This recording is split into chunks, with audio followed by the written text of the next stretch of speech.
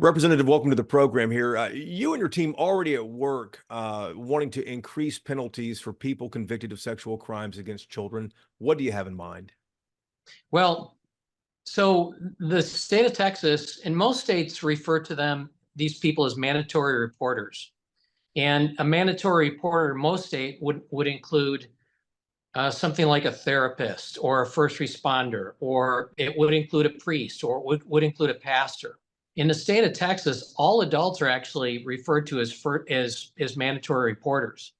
But what I want to do is I want to do two things. Number one, I want to heighten the penalty.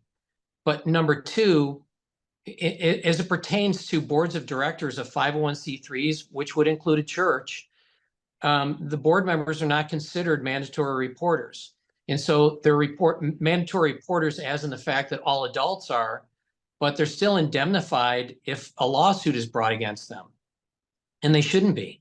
If you serve on the board of directors I've served on elder boards before. If you serve on an elder board of a church or of a 501c3 and you've got somebody, your executive director or one of your employees that has done something to a kid, you're not bound, and there are absolutely no consequences for you not sharing that information with police. I think of allegations against the Boy Scouts, against the Catholic Church, and the board of directors has never been held in responsible at all. I'm just trying to figure out how in the world that is not part of Texas law already, because they can protect these people. Yeah, they can. And the problem is, again, any adult in the state of Texas is considered a mandatory reporter. So I just don't think our local district attorneys are clued into the law, because any DA could have brought charges against someone from the Boy Scouts or Cub Scouts or a church for that matter. They really could have brought criminal charges against them for doing this, because this is in the criminal code. It's not in the civil code, it's in the criminal code. But I want to raise the penalty so that our DAs understand that this is there and they've got to start enforcing it, and they've got to start prosecuting and indicting people that do this. Number one. But number two, I want to make sure that we understand that in the future, you can't be indemnified by some kind of insurance that your board carries against any kind of civil action against the board. We want to bring total clarity to the fact that you do this stuff, you cover it up, and there's going to be criminal and civil consequences. The civil consequences can include lawsuits of hundreds of thousands of dollars and wipe you out. What sparked your idea to include boards in this? I've got a staff member whose daughter was violated many years ago. And the person that did it was at a local ISD, and the ISD let this person go. And then they went to another ISD and they did the same thing again. And that ISD let them go.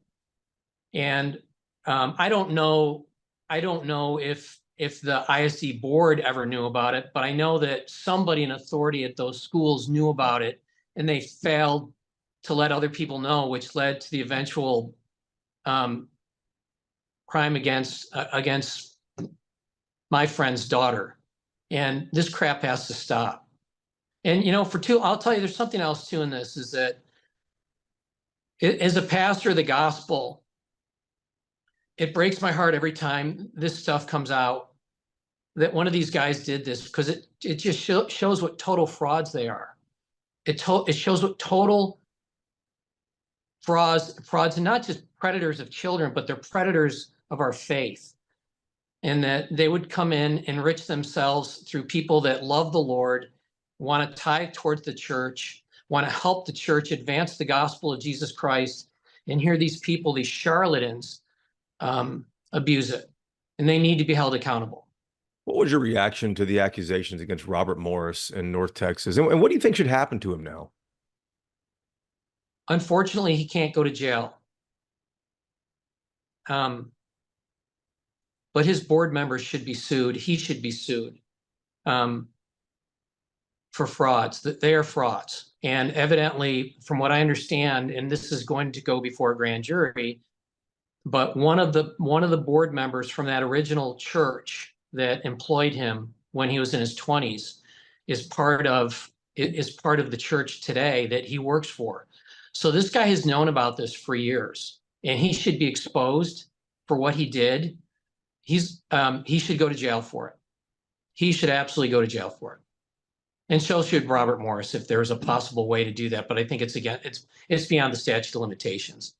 That was my next question. One of your other Republican colleagues, Jeff Leach in North Texas, is talking about extending the statute of limitations. I presume that's something you would also be interested in. Yeah, we're going to put that in our bill, but the problem is it can't be retroactive according to the Constitution. Civilly, you can make something retroactive and you can go after somebody, but you can't when it pertains to criminal law, unfortunately. Gotcha. Well, what other legislative priorities are you working on for next session? We're 6 months out right now. We're working on some legislation that deals with property taxes and increasing the amount of property tax relief that we get in the state of Texas. Texas has a spending problem, not a revenue problem. If we just held spending to population adjusted for inflation every year, you let it increase by population adjusted for inflation adjusted for population adjusted for inflation, we would bring in about 8% more revenue than we do expenditure. And over a 10-year period, it would completely wipe out the M&O tax, which is 60% of your property tax. Texas can do that right now. We don't need additional taxes, and it should be a priority for us to do that. But how likely is that? I mean, we've been around for a minute. We've heard that before, the efforts to wipe out the maintenance and operations budgets for school districts. That's the huge thing we pay every year. But is it really likely to get that off our tax bill?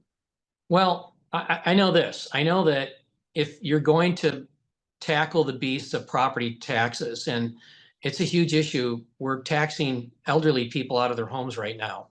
We're making it impossible for young people to buy homes right now. That if we're unwilling to tackle this, then we're going to continue to have a problem in the state of Texas, or we will have an emerging problem in the state of Texas of home ownership. The Texas miracle is sustained, and it's the foundation of that is home ownership. If we don't have home ownership, if we don't have increasing home ownership, the Texas miracle ceases to be. And so we've got to be willing to tackle this. This is the easiest way to tackle this, which is to simply say we're going to continue to spend more money. It has to be population adjusted for inflation only, and nothing more than that. Let's talk about politics in the Texas House of Representatives. Does Dade Phelan get reelected as Speaker? I think he has a really good chance of doing it. But at the end of the day, too, he's going to have a really hard time to get there without Democrats. And I think what this is going to come down to, I know Tom Oliverson has made it really clear that he's promised those of us that he's looking for our support. He's saying that he's going to go to the floor to fight it. Well, if that means he goes to the floor and fight it, then that means that Dade Phelan is going to need at least 12 Republicans to join all the Democrats. And if he does that, he will be radioactive, and any Republican that votes for him will be radioactive. So this is going to be a tough fight for him. It's going to be a hard slug between now and January when this comes about.